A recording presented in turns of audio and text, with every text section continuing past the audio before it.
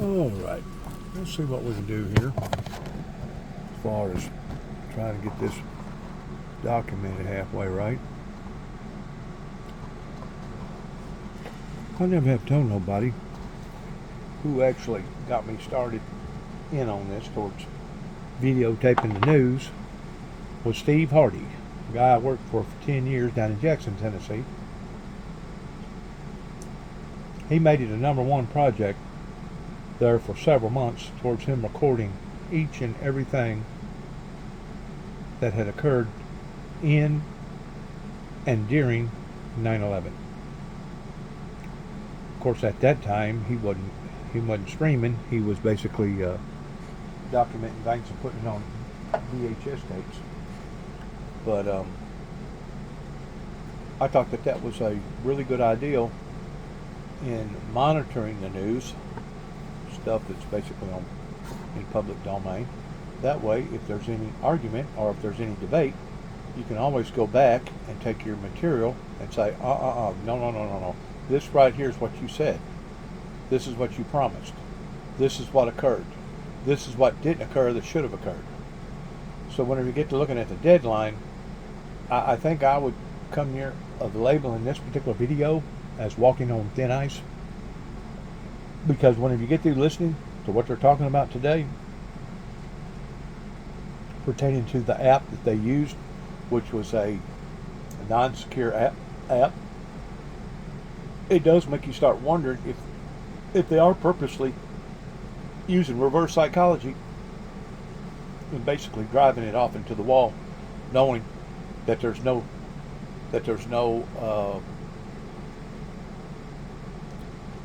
surviving pertaining to a rescue mission that our government's on right now toward trying to rescue our government. And of course, you had so many different people out there that wasn't paying attention for years and years and years, and even to this day, you still got people that refuses to watch news. I was over at a guy's house that I used to work with over in Huntington, Tennessee, David Lloyd, and we was talking about this, and I asked him, I said, well, do you still keep up with the news? And him and his wife, Teresa, both looked at him and said, no, we don't look at the news. I go, do what? Oh, no. The only thing we look at is the weather. Maybe a little bit of local news if something big's going on around here that we know about. They go, what good is it going to do for us to sit and contemplate and worry and be stressed out over all these things that's going on all over the world, much less what's going on here in the United States whenever you don't have no control over it. There ain't no way of controlling it. And really and truly, they're right.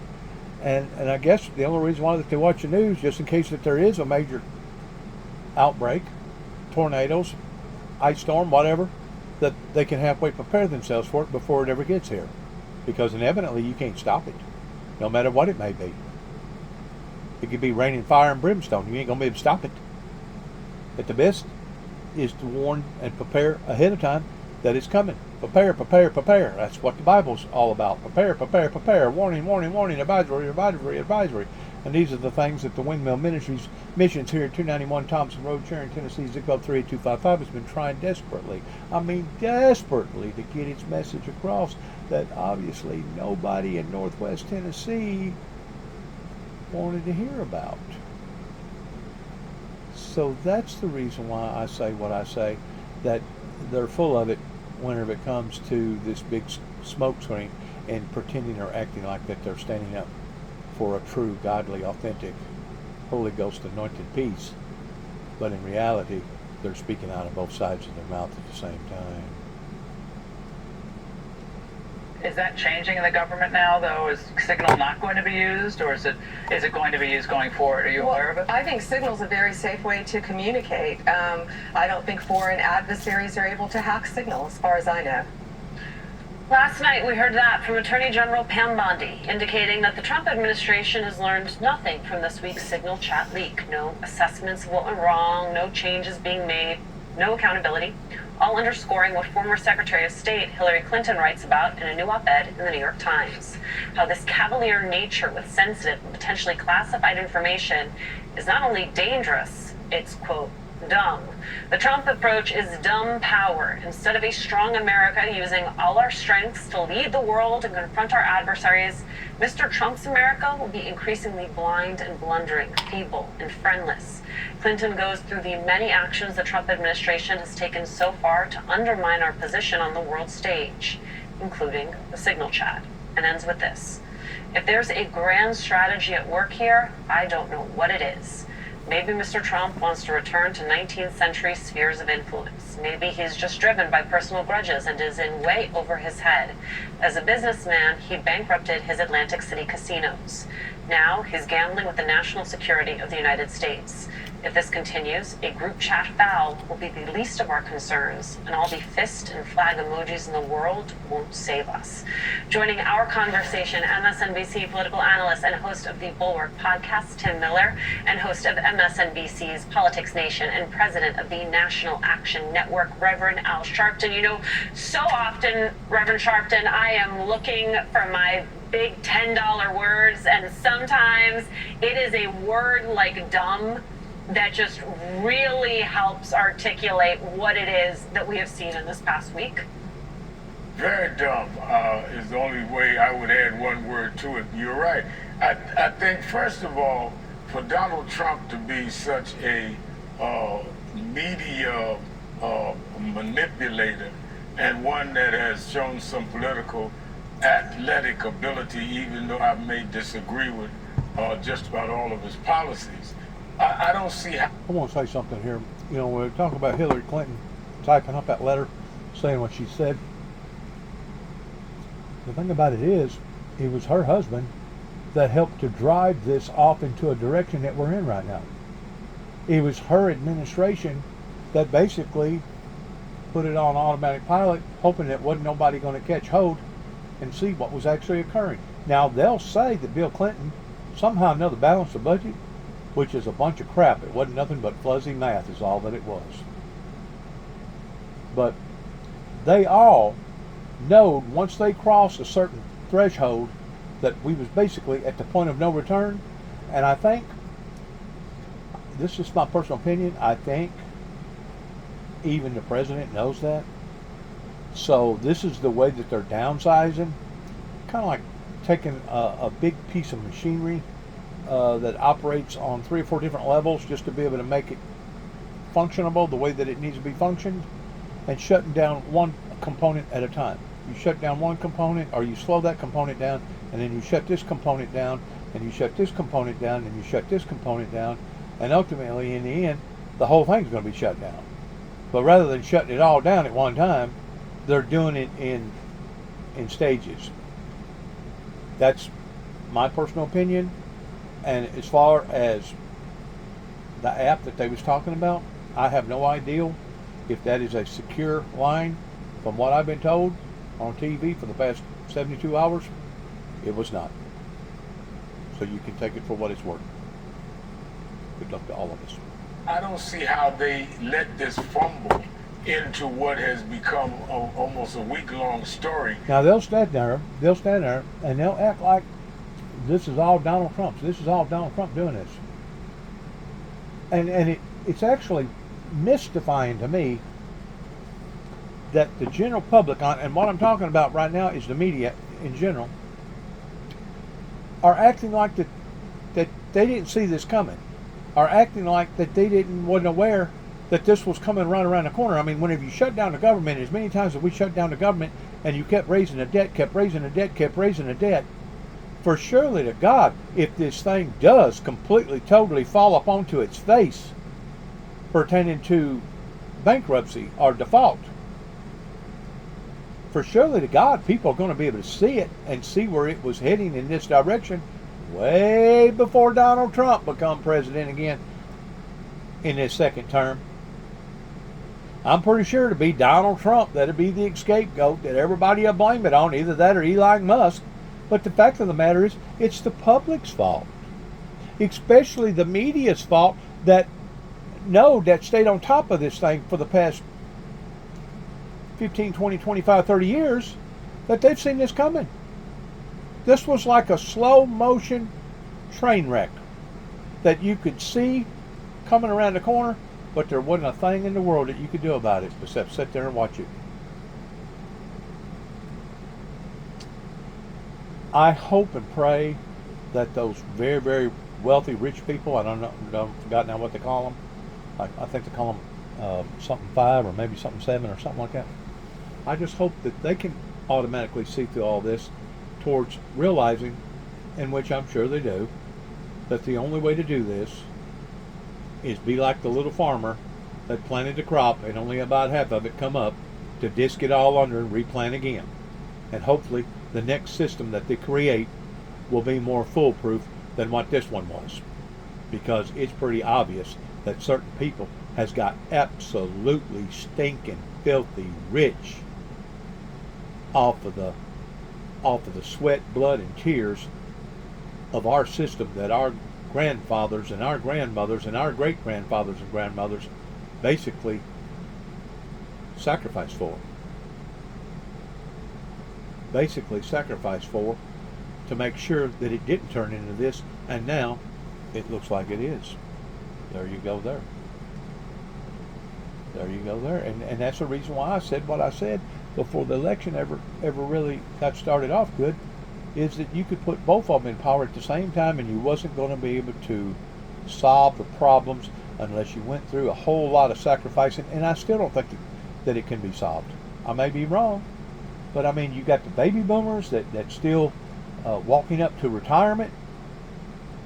Probably still got 7 or 8, maybe 9 or 10 years of that towards a big fluctuation of people that's basically getting off the floor, getting off their feet, and they're going to be looking forward to their retirement or to their disability, providing that they're not already on disability. You got a flood of these people that's coming into the Social Security system.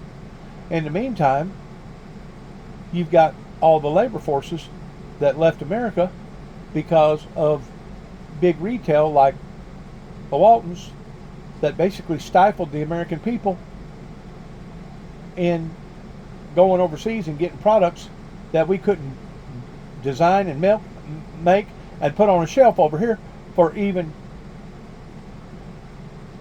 twice that amount of money. In other words, they have cutthroat themselves regarding how that various people should have kept their eye on the ball, and I'm sure they did. But once it got over the Rubicon, then you're at the point of no return. Now, they can put on a big show. They can put on a good show. In acting like they're trimming here, trimming there, cutting this, cutting that, looking at this, looking at that, in which I think all those things is good because they needed to be done years ago, especially with the type of technology that's out there regarding digital, cyber, quantum physics, and etc. out there.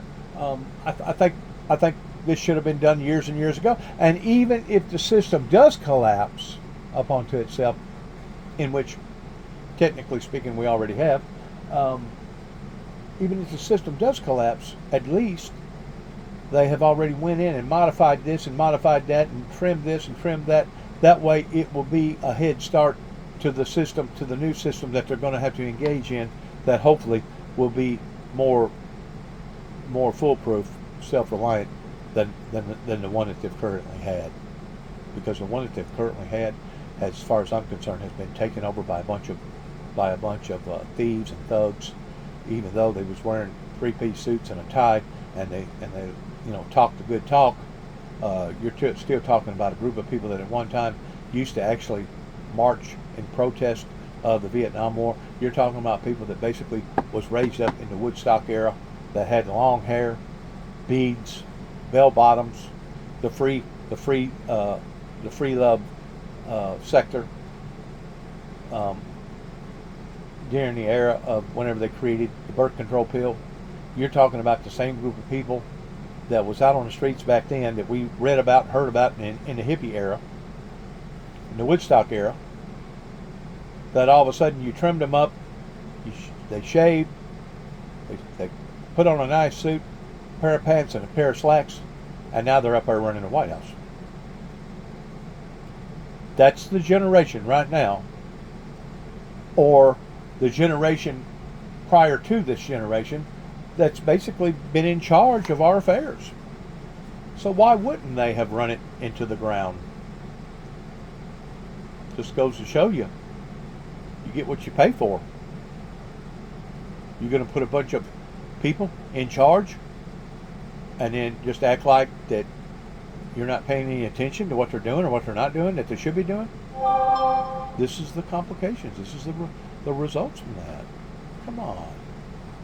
People need to wake up and realize, smell the stuff that the people have been walking in now for the past 10, 15, 20, 25, 30 years. Absolutely, even with their base, unexplainable and unacceptable. For someone to say that we should not have been using Signal, it was a mistake, we're going to hold someone accountable, and let's move on, it would have been a 24-hour story. They have now, in many ways, made the story bigger than it is and makes all Americans wonder, what kind of policies are you really about, and how loose are you? Well, they've done the exact same thing, if you think about it, during the election of saying that the election had been stolen. The election had been stolen right before Biden come on power. That basically stirred up the American people to begin with. They basically done the exact same thing, that they turned the story into a cover-up that wasn't a cover-up, but they sure did convince a lot of people of the cover-up that was actually bigger than the original story of the cover-up. Okay?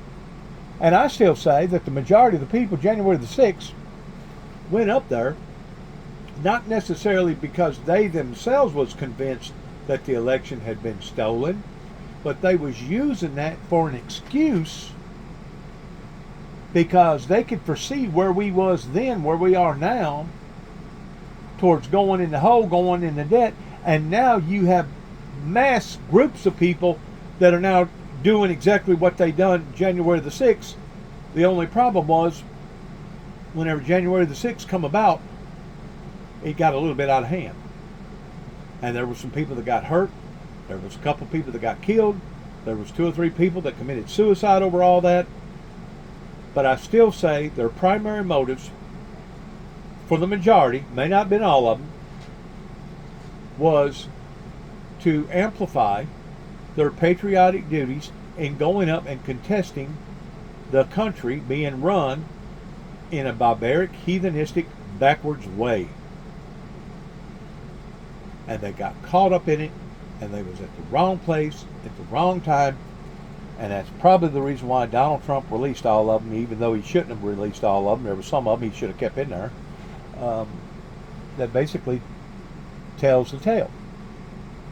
Well, now it's taken, 4 years and 6 weeks, or 4 years and whatever, since Donald Trump's been in power, that now the rest of the people, I say the rest of the people, probably the rest of, let's say, the 60% out of the 70%, you're still going to have 10, 15, 20% out there that don't care. They can care one way or the other. They don't care about their lives. They don't care about their children's lives. That they're convinced that their moms and dads didn't care about them. They was foster children. They feel abandoned. They feel like the world's turned on them. And to be quite honest with you, they don't have no morals. They don't have no momentum. They don't have nothing. They're just out there. You're going to have a certain amount of people that's not even going to care about what's happening now. And those was probably the people that actually seen what was going on even before the other 60% that's now standing up to the plate and saying enough is enough. We're going to protest this. Well, you can get in the floor and you can stomp, you can romp, you can kick, you can squall, you can bawl, you can scream, you can holler. But you're still not going to change what has already occurred pertaining to the damages, and you're still not going to change the fact that we've went over the Rubicon to the point of no return. Now, they can make it look good pertaining to the group of people that Donald Trump has in power right now, pertaining to his cabinet members and all those rich people on Elon Musk's side. They can make it look good on doing this and doing that, doing this, trimming here, trimming there, cutting down here, cutting here. But what they're actually doing is trying to prepare the people for the big blunder. Whenever the big blunder actually occurs, that's whenever everything will come to a halt. Hopefully they got a plan of action that will come into power in re-engineering a new system that will take over that system within a matter of days, weeks, or months, Because if not, we're going to basically be looking at the end of the world. Hopefully, somebody smart enough to sit down and figure all this stuff out. You with the defense of the country. If you see nothing wrong with staying on signal, you see nothing wrong with talking about strategies and specifics in terms of attacks, in terms of where, who, and all, and you blame it on the writer, who clearly somebody brought into the conversation, rather than deal with analyzing yourselves and how you're going to have yourself conduct yourself in the future. Even I didn't think they were that dumb. Well, because Tim, there is what happened on the surface, and then I think something really smart that Secretary Clinton points out in her piece is the cost of not, the opportunity cost of not doing more. She writes, instead of working with Congress to modernize the military's budget to reflect changing threats, the president is firing top generals without credible justification. 5 former secretaries of defense, Republicans and Democrats, rightly warned that this would undermine our all-volunteer force and weaken our national security. You have mass layoffs hitting the intelligence agencies. As one former senior spy put it, we're shooting ourselves in the head, not the foot, not smart. I mean, he can claim all he wants, Tim Miller, that he's trying to make the military mightier. That is not what is happening here. No, and look, I think I mentioned it on this show earlier this week, but we all know that if it was one of those woke generals that they're obsessed with, that they've been firing, that it accidentally put an Atlantic reporter on a private text planning chain, that person would be fired today. They would be saying it was the Biden DEI hires that got us into this place. But obviously that's not what's happening with Mike Waltz and Pete Hegseth. I mean, Mike Waltz was sent to Greenland today, which is, I guess, the priority of the country. Right now it's having the National Security Advisor saber rattling in Nuke. And so, look, I think that they're legitimate. You know, some of this is a clown show, right? Some of this is just a silly mess up. But I think that to Secretary Clinton's op-ed, you know, there are some really serious potential downstream consequences here. And I think one of them is related to intelligence. I've interviewed several senators, several intelligence experts for the Board podcast, and across the board they all say, look, our friends and our allies in these other countries are looking at this clown show and they're saying, we don't know if we can trust these guys with intel.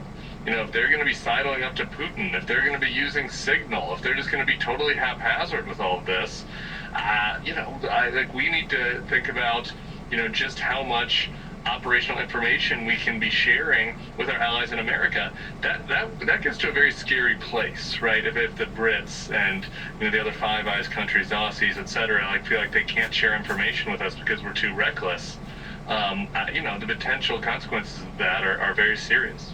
Right, and Rev, you just had Tim referencing intel experts that he has talked with, but this is also just like pretty obvious to most people that this was not good. There's a poll out on Monday, so this is even before we saw the full Signal text chain. A majority of Americans say the administration's use of Signal to discuss military strikes is a very or somewhat serious problem that is, Rev, 60% of Republicans, 72% of independents, and yet, as we heard from AG Bondi, they're going to use it. They see nothing wrong with it.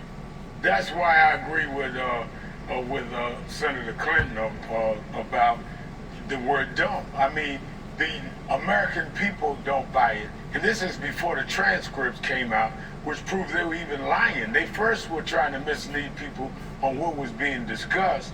When the transcripts were released and they found out there was detailed military things being discussed, it even made it worse. But even before that, as you indicate, according to this poll, most Americans were saying, this does not make sense. You're on Signal, all of you. You talk about the Vice President of the United States, Secretary of Defense, Secretary of Treasury, Intelligence, Head of Intelligence.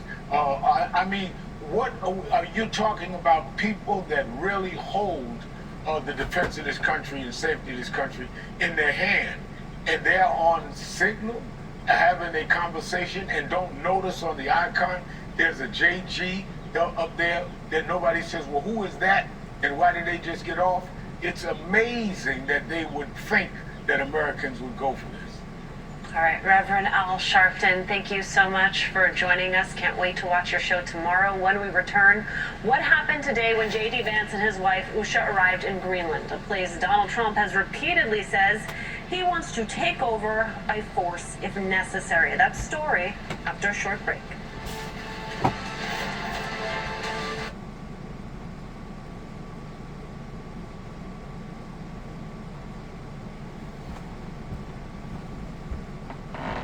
All of this, the wish to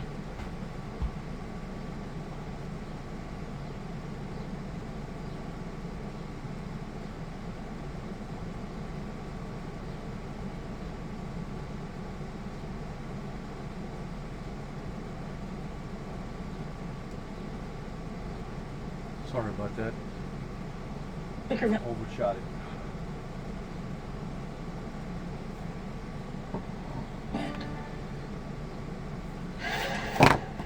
This afternoon, Vice President J.D. Vance touched down at the Bitufik Air Force Base on the northwest coast of Greenland, along with Second Lady Usha Vance and a delegation that includes embattled National Security Advisor Mike Waltz. The trip is being billed by the White House as a national security trip, but it was initially intended to be a cultural exchange. However, it turns out that the people of Greenland were not too enthusiastic about meeting with the American delegation, while the American president is openly talking about taking the island by force if necessary.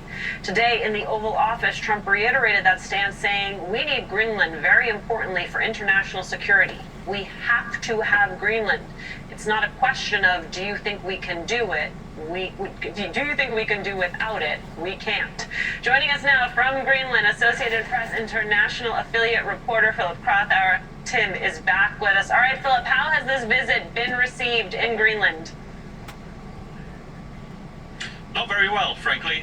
The truth is that J.D. Vance got a warm reception where he went, but the only place he did go was the U.S. military base in the far north here of this Arctic island. If he had come here to the capital, Nuuk, he would have got at the very least a frosty reception. The people of Greenland here are not happy, first of all, with being the center of attention, but more than anything, with another country, the United States, wanting to take it over, take control of Greenland, acquire it, maybe buy it, annex it somehow. That is very worrying stuff for the people of Greenland. They are not entirely independent in the first place. They're a semi-autonomous territory of Denmark. They want to become independent, are very likely to become independent, maybe in the next few decades, but don't want to become dependent on another country. Essentially what people here have been telling me is that J.D. Vance is welcome to come over to Greenland, maybe have a look around, but they do keep on insisting that Greenland is not for sale. Philip, I want to take a listen to J.D. Vance during his arrival today.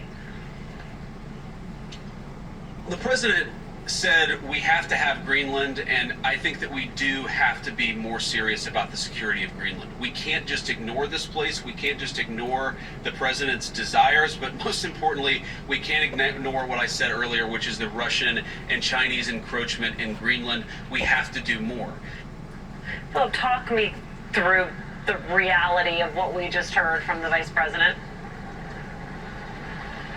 Well, look, J.D. Vance earlier today talked about the security umbrella of the United States. That's almost harking back to the Cold War, really, isn't it? He wants, essentially, for the United States to somehow control Greenland so that Russia and China are not able to do so. Right now, it is controlled politically, at least, by Denmark. The United States wants to take a spot that would essentially open up by this territory becoming independent. This was a softening of the stance, though, in a way, compared to what we've heard from Donald Trump over the last few weeks, and indeed, of course, this idea of acquiring Greenland somehow started in 2019 during his first term in office. What J.D. Vance said here is that Greenland is important for the United States' national security. He didn't mention a lot of the natural resources that Greenland has. The United States wants control of those as well. Yes, there is a financial incentive here, of course. There is a financial incentive as well, we should mention, for the people of Greenland as well. If there is to be a deal, Donald Trump style, if you will, as J.D. Vance mentioned it earlier today, then there is maybe some kind of an economic upturn in it for the people of Greenland, but I think the politics of all of this, the wish to be independent, is much bigger here than any desire to maybe make some money off a deal with Donald Trump. Tim, that sound from... They say that right now. But you know, our experts can read the Bible and they can understand that planet Earth has a way of lessons will be repeated until learned. Especially those that either are trying to refigure history or forget all about history of all the sacrifices that helped America to become America that most people today has only taken advantage of. Okay? But whenever I'm going to use this expression, whenever the shit hits the fan, pertaining to as you shall see the days approaching that no flesh shall be saved, seeing the planet thrown off in the Great Tribulation, whenever you have massive starvation in a country like Greenland, who do you think that they're going to have more reliable sources in being able to trust? Is it going to be America? Is it going to be Russia? Is it going to be China? The fact of the matter is there's been entirely too much activity up in that area. And this was what even my brother and I foreseen whenever Russia had moved in a whole group of people, army basically, up in the Antarctica area looking for a new trade route. Why was they looking for a new trade route? You think maybe it's because they can read the Bible and they can understand what true end time biblical Bible prophecies mean? You think that's the reason why that they was looking and feeling things out, testing the waters up there?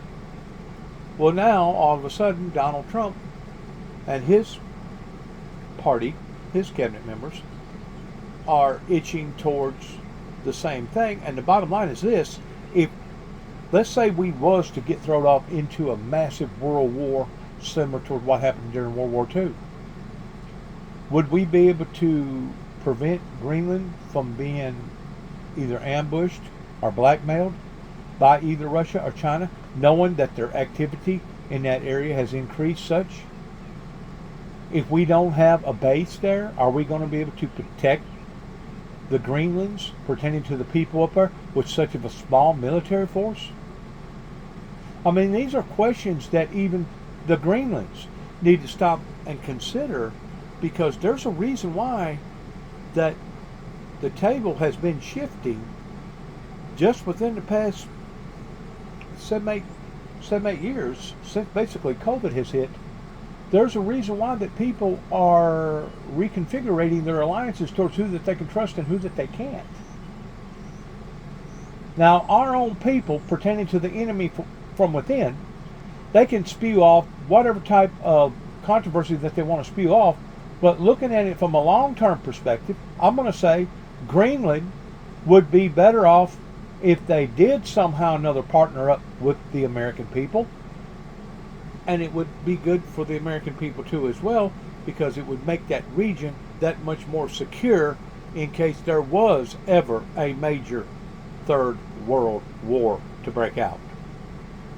Now, there's an old cliche that even most people to this day still believe in and live by, that you hope for the best, but at the same time, you expect the worst.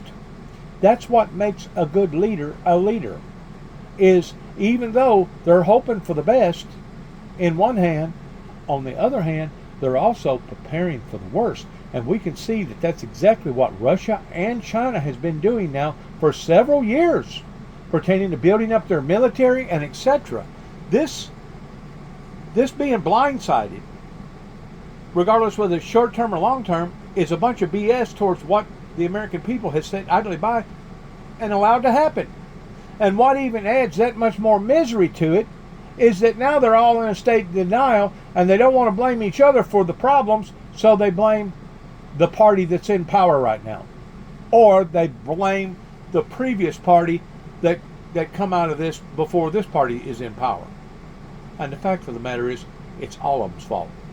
They have let it get too far to the point that now we're in a doomsday mission versus a rescue mission.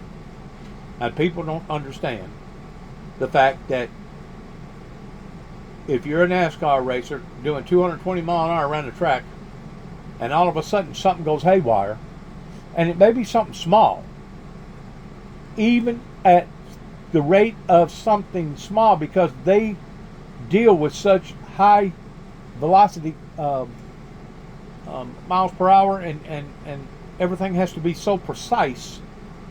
Basically, if the least little thing goes wrong, race is over. And if that be the case, you just as well go ahead and sling her into the wall and basically end it quick. That way you don't have as much pain and suffering. Now, I know that a lot of people that hear this analogy are going to say, but this guy's crazy. This guy don't know what he's talking about. Well, yeah, I do. Because first of all, it never should have gotten in shape to begin with before Donald Trump even run for the first time president. And it took COVID to start getting people to start paying a little bit closer attention towards what was going on with America. What is going on with America? What is going on with our government? Well, you know what? You should have had that figured out years and years ago. I know I was watching it ever since the late 80s. I was watching it very carefully, but there wasn't nothing I could do. And basically, every time that I would stand up, I would have to play dead man's bluff. Every time I'd stand up, I'd get knocked down, having to play dead man's bluff. And it only has been till now, based around social media, that I could stand back up, and based around the agreement that I made with a federal judge up in Kentucky, Paducah, Kentucky, towards them not being able to actively come at me no more for the same charge. It hasn't been until now that I felt comfortable enough to stand back up once more, coming out of that lope mode, in idle, in playing dead man's bluff, and standing back up for the righteousness of God. Did it cost me? You daggum right, it cost me. It cost me almost $1 million. Cost me my third and my fourth wife combined together, because we married twice. It costed me a farm in Lexington, and it costed me towards having to leave my own home county and move to another county up in Davidson County, basically the same year that Katrina hit. Now, for the past 20 plus years, give or take minus 10, I had been basically living like a fugitive, going from place to place, town to town, city to city, state to state. If one is questionable about, well, Mr. Jackson, how come he don't have no more money than what he's got? Well, do you think maybe it's because that I was having to live the way that I was living, and basically living in a suitcase towards throwing all that money away in all these in-town suites or extended stays? Do you think maybe it was because I was having to pack up and leave and pack up and leave and pack up and leave so many times because I couldn't outrun the computer, pertaining to all the BS that was going on the computer towards trying to ruin my life? Sure it did. Sure it did. That's the reason why I don't have money to this day, because whenever you get locked up 6 months here, get locked up another 6 months here, get locked up almost for a year over here, that has an effect upon your pocketbook. And I'm very, very fortunate, very, very fortunate that out of my grandfather and grandmother's estate, after the 1929 Depression, they were smart enough to go up north, make some good money, poke it back, and then come back and pay cash for a farm that we lost 99% of. And we was fortunate enough that they hung on to an acre and a half. And if it wasn't for this acre and a half, I would be just like the regular homeless person out here, scrounging, looking for a place to sleep, scrounging, looking for a place to eat, scrounging, not knowing what was going to happen to me. And really and truly, in a sense, it may have been better in one way, but I'm pretty sure it would have been worse in another, towards all the anxiety and all the adversity that I come back to Northwest Tennessee and was basically haunted or taunted or executed by. We had people right here in Northwest Tennessee that wanted to execute my soul because they didn't want peace. And they didn't want me to come back because they'd done already burnt their bridges. And I'm just not talking about the average citizen in this county. I'm talking about law enforcement people. I'm talking about people that's been sheriffs or been deputies or been whatever for years and years and years that have known about me, but they despised me. They was either jealous of me or despised me. You know why? Because it's much easier to blame somebody else for your own failures than it is to blame yourself. That's why. Has this costed me? You damn right it's costed me. It's costed me a lifetime right near of total misery, in addition to the abusiveness of the scars that my family had to be subjected to in growing up in this area. Plus, it costed me whenever I come back in monetary funds. Plus, it costed me pretending to a death of my youngest sibling, David Jeffrey Jackson. You damn right it's costed me. And I'm just glad, and I give God the glory and honor and praise that I got the strength and I got the ability to now stand up and tell my story and tell it professionally before the world in a open public domain setting. That way maybe somebody out there that hears my story will be able to have a little compassion about what has occurred, and that they'll move upon to their instincts in that regard. And if not, I may be one of the prophets in the Bible that has stood up that may not have no converts, because there's been several of them that have stood up with a divine message that the people rejected. And of course, by rejecting that godly message, just like the Bible says, that it would have been easier for Sodom and Gomorrah than for that group of people that rejected that message, even though they may not have obtained any worldly human converts. I guarantee the position that God gave them in staying loyal to God, their reward ultimately in the end was a whole lot greater than what any person or any group of people could have ever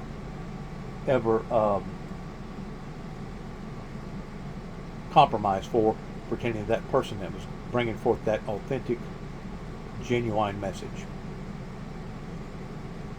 So I've looked at all perspectives. You know, when it comes to playing 3D chess, I mean, you got to look at things in different dimensions. And you got to look at things from different perspectives to get the full meaning of what's going on. And that's the reason why I make the videos that I make. And that's the reason why I put out the information that I put out. It's not that I got anything personal against anybody. Absolutely nobody. But generally speaking, they have brought this upon to themselves. And whenever I say they, you may be asking, well, who is they? I keep referring to the adults or the baby boomers, those that was aware of the Windmill Ministries missions, but either wasn't led or something to the degree that they didn't do what they should have done as a brother and sister in Christ. I'm going to leave it at that. They didn't do what they were supposed to have done in a brother or sister in Christ, beginning in the white squirrel capital of the world, Kenton, Tennessee, right off from the Obion River and the Mississippi River. Right in, basically into the same location where the 1811, 1812 major earthquake hit that basically formed Tiptonville, Reelfoot Lake.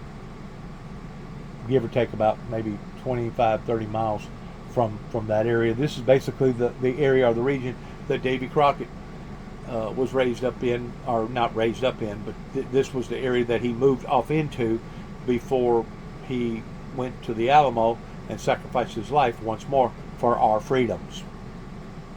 This was basically Davy Crockett's last stand other than his true last stand down in Texas with the Alamo.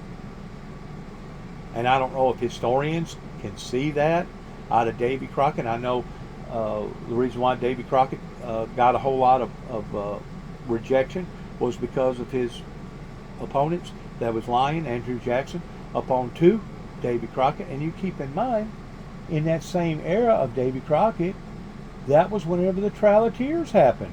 There was a whole lot of crazy things going on then, including the earthquake in this area, that now we're like repeating ourselves, but it's just in a different format. It's just in a different format. In other words, the pile may look different, pertaining to it being a pile of crap, but after you disguise it and you take all the wrappings off of it like a Christmas present and get down to the bare bones, it's still the same old that caused that group of people back then to do what they done, that possibly we may reenact the very same thing towards the lessons being repeated until learned. Until learned. The vice president, just exquisite. I mean, the fact that he says we just have to have it, and then his next line is because Donald Trump says we have to have it, and then he realizes he needs to at some point pivot to the key talking point, which is national security. This is about Donald Trump more than anything else, is it not, Tim? Well, yeah, and the whole thing is farcical. He's like, we need to do this for the security of the people of Greenland. And the biggest threat to the security of the people of Greenland today was J.D. Vance and Michael Waltz, the American National Security Advisor, coming to their country to threaten them, essentially. I mean, he tried to put a nicer face on it, but what else is it but a threat if you say we have to have it and you're a bigger and more powerful country? And like the rest of this backfilling of the security of Greenland, the Russian. Have you ever heard the old saying? I'm sure that you have. They can't see the trees for the forest.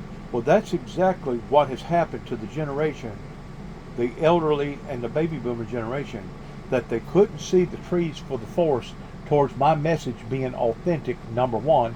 Number two, now they've done led us all down this path, and they're going to have to do something, and at least the people that's in power now, or at least I would like to believe that they can see long term in how things are going to go sour real quick, unless there's a mighty move of God. And I ain't seen that mighty move of God yet, beginning in Northwest Tennessee, where basically the message for the messenger come from, and because of it, maybe they are in a self-destructing state.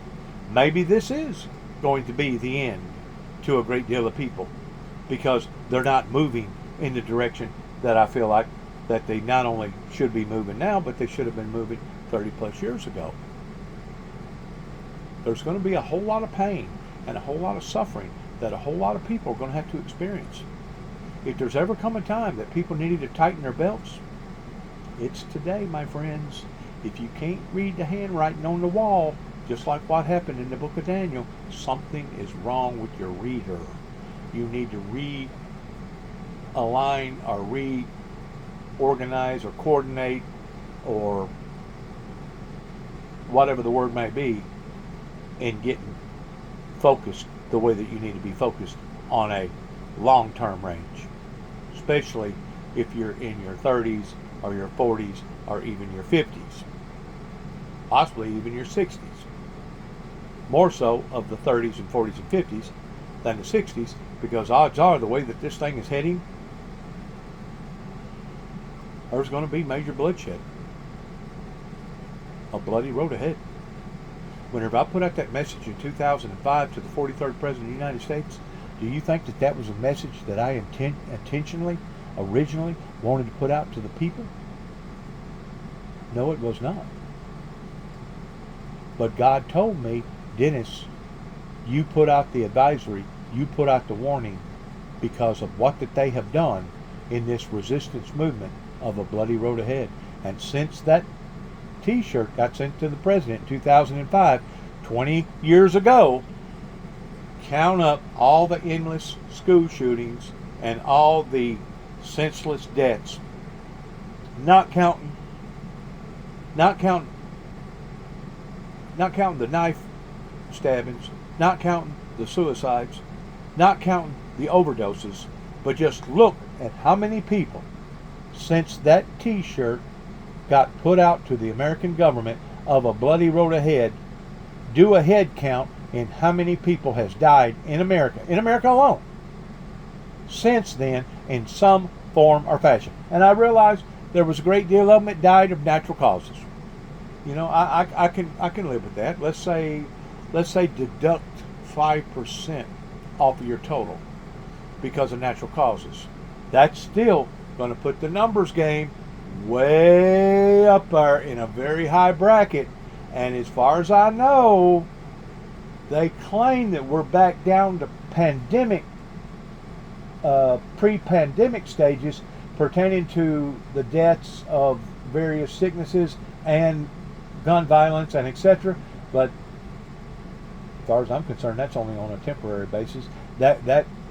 If prices continue to keep escalating and going higher and higher and higher, it's just a matter of time before the death rate in America is going to increase, especially if you live in these major metropolitan cities and there's no way for you to make a living other than using the black market, the illegal market, which once more is going to add that much more misery to insult, or that much more insult to misery in doing things the improper way.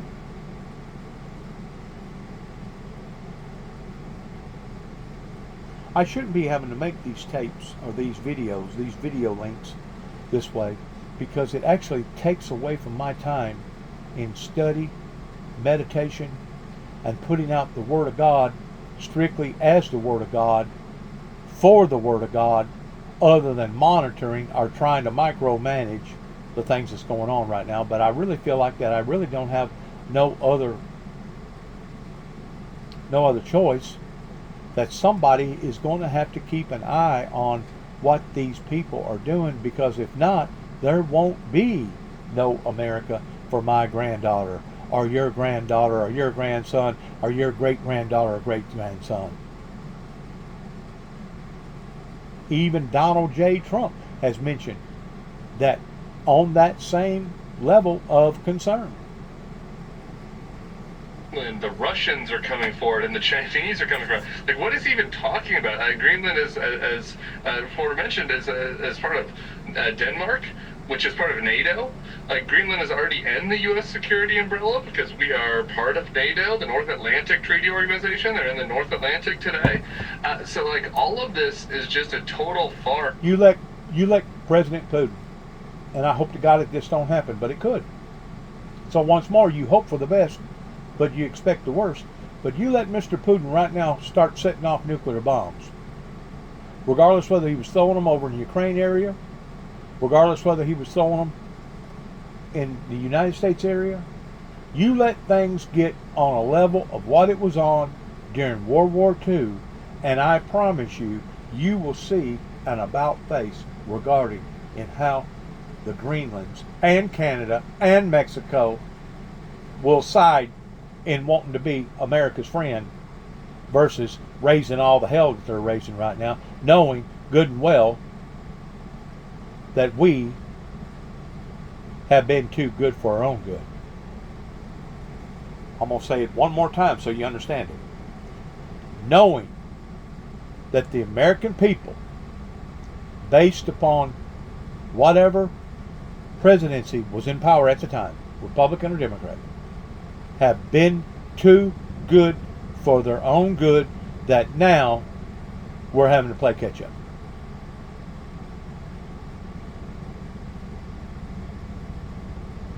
But if something major was to occur on the same level as World War III, they would be begging for the American people to hurry up, saddle up, hook up, partner up, and take care of the people in Greenland. Now listen to what I'm saying, folks, because I don't get on these, I guess you call it a binge, whatever you want to call it, getting on a stump and telling you these things so that I can hurt you. I'm telling you these things so possibly somebody will listen to help you, not hurt you. You don't put out warnings and advisories to hurt people. You put warnings and advisories out so that maybe somebody out there will listen so that they can spare themselves towards a whole lot of grief and suffering. Basically the same type of scenario that's happened to all the other prophets. I'm going to use prophet Noah for an example, in which there was been many prophets with many different examples, but the one pertaining to the great flood falls in alignment quicker than any other example. Is that Noah preached for over 100 years, according to the Bible, of what was going to occur, and then whenever it did occur, it was too late. It was too late for the people, and not only did the guilty become deceased, but also did the innocent as well. Course, to please Trump and to advance this That process of rebuilding. Waking up. And then just saying what is the highest and best use of my life for that day. Marissa Parra, NBC News, Flat Rock, North Carolina. And California wildfires are at the heart of a new lawsuit. The LA Times is suing the city of Los Angeles, accusing officials of deleting or withholding Mayor Karen Bass's text messages and other public records from those deadly wildfires. The city has turned over some of the exchanges between Bass and other officials, but argues it is not required under the law. Some of the country's most powerful law firms are scrambling to figure out how to handle President Trump's recent executive orders targeting them. Laura Jarrett reports some are fighting back while others are opting to make deals. Tonight, among America's top law firms, a deepening divide. The future of the legal industry is at stake. Major firms now facing a dilemma after President Trump revoked some of their lawyers' security clearances and threatened to cancel the government contracts of companies that work with them. They behave very badly, very wrongly. Some firms now taking the Trump administration to court. Others opting to cut a deal with the White House, agreeing to tens of millions of dollars of pro bono work in line with Trump priorities. The president targeting firms employing lawyers who previously investigated him, including Wilmer Hale, for decades the legal home of former special counsel Robert Mueller. The firm blasting what they say is the president's personal vendetta, retaliation for employing lawyers he dislikes. A Justice Department spokesman saying these law firms don't need or deserve taxpayer-subsidized access to national security secrets. The president's actions drawing sharp condemnation within the legal community. A federal judge this week blocking the president's executive order against another top firm, saying Mr. Trump's actions send little chills down my spine. He's just picking on big law to kowtow to him so that they don't have the ability to represent those people who might oppose his policies. Rachel Cohen, a junior attorney, says she was so disillusioned she quit, firing off a blistering letter criticizing firms that's gone viral. I'm hoping it inspires those law firm leaders to do the right thing. While partners privately fear the president's actions could result in financial ruin if clients flee. Firms are running scared of the administration right now. One partner telling NBC News the situation is completely demoralizing. Another saying it ultimately comes down to profits over principle, all putting a new focus on the big business of big law. Laura Jarrett, NBC News. As I've said before, whenever the money spoils, it's going to be just like a gallon of milk. Whenever a gallon of milk spoils, it spoils on the bottom just like it does on the top. When the money goes bad and America has to default, it ain't going to just default for the middle class and the poor class. It's going to default for all classes. It's not just going to default on the West Coast and the East Coast still be hanging on. or the East Coast and the West Coast still be hanging on, it's going to default all the way across the board. It's not just going to affect the people in the South or people in the North. It's going to affect everybody on every level. To me, it's a day late and a dollar short in all these firms and all these different politicians that's now complaining, whining, because they're getting slapped around a little bit. But it was them, the smart so-called professional people, that has driven this off into the direction that we're in right now, to the point of no return. They was the fat cats that was making the big money, $300 an hour. Those was the fat cats that was paying for their nieces and their nephews and their cousins and everybody else's colleges, and had 2 and 3 vacation homes, and had places in different countries, and had all kinds of 401k, and making the money that they was making towards basically being a bunch of scoundrels working with the law, pertaining to the law, in how that not only was the politicians that supported the law corrupt, but the law themselves become corrupt in making all these deals. Making all these shady deals that as long as you had a pocket full of money, that's what the courts wanted, you could basically get away with murder. And if you didn't have no money and you had to rely upon the system, pertaining to what I had to do for many years as I was being slapped around, beat up on, provoked, you had to take whatever that they offered you. And if you didn't cooperate with them, they made your life that much harder, even though you never should have been in jail to begin with. The ordeal with David and me being concerned about 3 little children across the road, you would think by now that information would have done already reached the heart of those in Dresden, Tennessee, and somebody would have done already come out here and tried to make a deal with me, or said, you know what, Dennis, if you just would be quiet and not tell nobody else about these problems that went on up here, we'll try to help you out and get all this stuff resolved. Have I heard anything like that? Nope.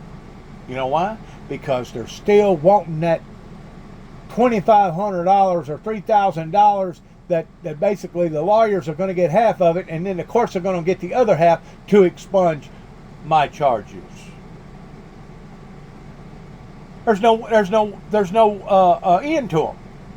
They are deliberate, regardless whether it's the Tennessee courts or whatever courts. They are deliberately going to keep on driving this thing until they drive it completely off the edge of the cliff. And whenever that occurs, my friends, like I said, it's not just going to affect one certain particular sector of people. It's going to affect all of you, unless you've been smart enough, unless you was powerful enough, unless you was fortunate enough that you planned this thing out and you've got all this property that you're already in control of, or you planned it out towards having other influences pertaining to either gold or silver or other types of minerals that will be valuable even though the system crashes. Any of the above, I'm sure that if I can see this, so can millions of others see the same thing, just like our enemies as well as our allies overseas. Now, people need to quit playing stupid, and they need to quit playing like they're blinded and they can't see what's happening and the reason for it happening. Because the American people has wisened up to your trickery and to your masking and trying to blind us in what's actually occurring. Now, you can pretend all you want to, lawyers, judges, bankers, doctors, all those that's got a head full of knowledge. You can pretend that you don't know what's going on. But you know what? We know that we know. that we know what's going on. And we know that you know that we know what's going on.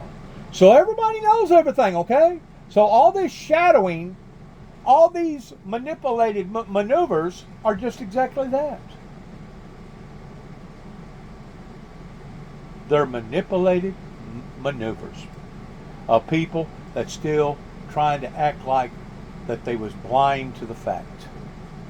And they themselves were the very ones that kept pushing and pushing and pushing, and they're still wanting to push it all the way off the cliff.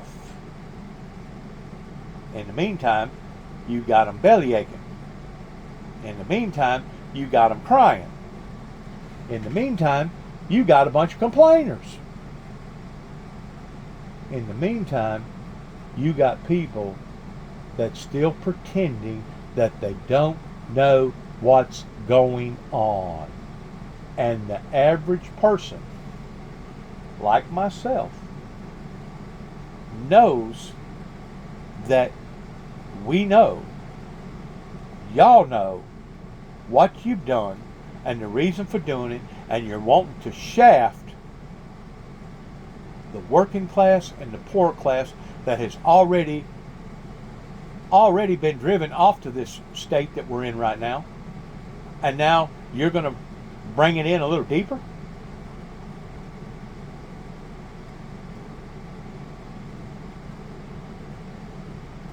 News.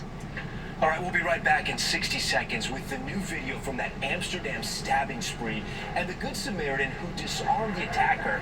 He's now being called the hero. Stay with us.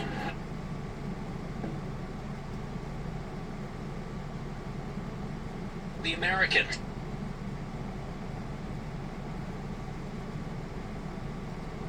Man, many are calling a hero after he took down a suspect who went on a stabbing spree in Amsterdam. 2 of the victims were Americans. Here's Raf Sanchez. And this is how the public should fight back. He's been called a hero who seeks no glory after a man went on a stabbing spree in Amsterdam yesterday, wounding 5 people, including 2 Americans. There are multiple people stabbed. This unidentified Good Samaritan jumped in, disarming the attacker on a crowded street and holding him down until police arrived. Today, Amsterdam's mayor describing him as a very modest British man who doesn't want the spotlight, but says she pinned a medal on him for his actions.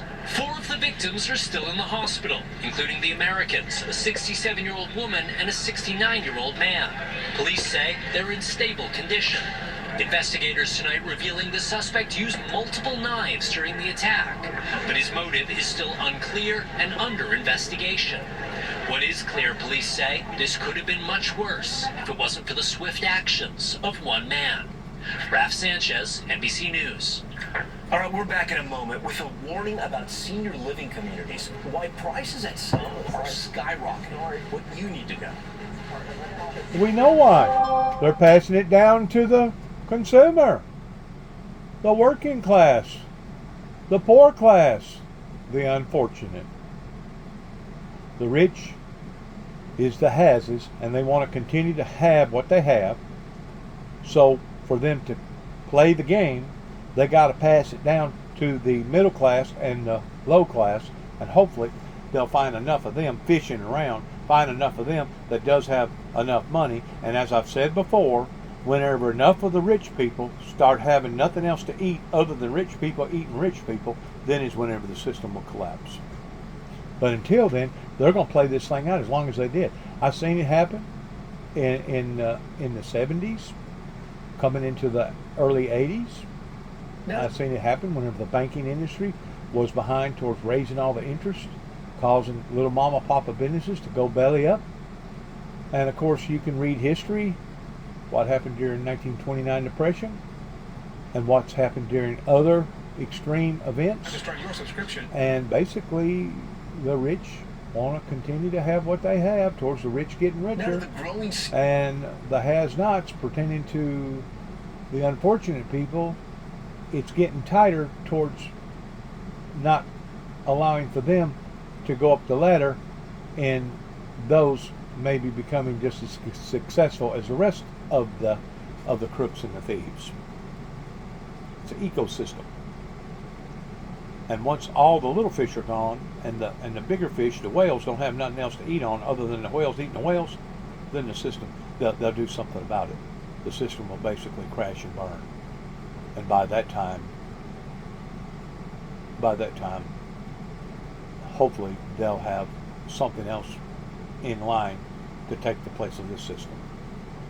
Your living industry and the residents who say their community's new owner priced them right out of their own homes. Here's Maggie Vespa. You don't live here anymore. No, it's the first time I've been back. They say you can't go home again. Few know that better than Susan French.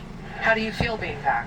That's sad. That's how I feel. A sadness dating back to 2016 when Susan, to be near family, moved to River Glen of St. Charles, a senior living community west of Chicago. Neighbor Marty Bray and her husband chose River Glen, then owned by Northwestern Medicine, because of promised assisted living and nursing home options. Both women bought in. Susan putting down an entry fee of $242,000. Marty, $314,000 plus monthly maintenance fees. They say the contracts were clear. Neither would own their home, but they say they were promised 85% of the current entry fee at whatever point they chose to move out. That didn't happen. How many of you plan on living the rest of your lives in River Glen? All of you. Meet the Glen girls. How many of you lost money leaving River Glen? So then to that. 5 former and 2 current residents we spoke with who in the summer of 2023 learned River Glen had been sold to Iowa-based private equity firm Jaybird Capital and Chicago-based real estate investor Citrine Investment Group. The women say they learned their monthly maintenance fees, which had risen moderately over the years, were about to skyrocket. It was to be my funeral. Marty's, she says, quadrupling to $6,000. If they wanted out, the women say, they'd now get 75% of their original entry fee, a far cry from the old deal, which promised 85% of the updated entry fee based on the townhome's appreciated value. How much money do you estimate you lost? About $100,000. Say I lost $70,000. You believe you lost $70,000? Some say the stress exacerbated health issues. I used to play golf. I used to go bowling.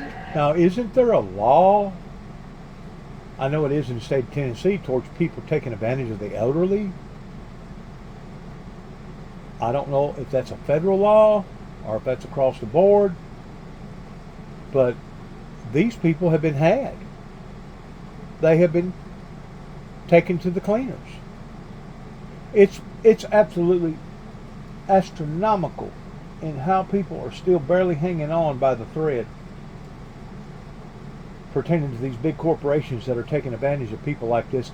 And I guess if it wasn't for them taking advantage of people like this, probably a great deal of those people would have done already filed for bankruptcy. But the thing about it is, they're going to file for bankruptcy anyway. They're on their way out anyway, because they're bleeding society for all it's worth. And as I said a while ago, it's awful. You got any idea what it costs the average person in taxes up in New York City and those that were surrounding areas a year on a $500,000 home? And now everybody's running low on cash, and right now would not be the time to sell. Why? Because the buying spree is over with. So these finance agents that have lied and cheated and loaned out money to people that they never should have loaned out money to, especially the young people, now it's coming back for the rooster to rest in the hen house. And like I said, if you can't read the handwriting on the wall, it's either because you're incapable of reading the handwriting on the wall, or you just don't care. Or you just don't care. Good luck to all of us. God bless America. God bless our troops. Especially God bless our military. God bless America's endeavors towards which way we go from this moment on. And heaven help us all. Shalom. Heaven help us all.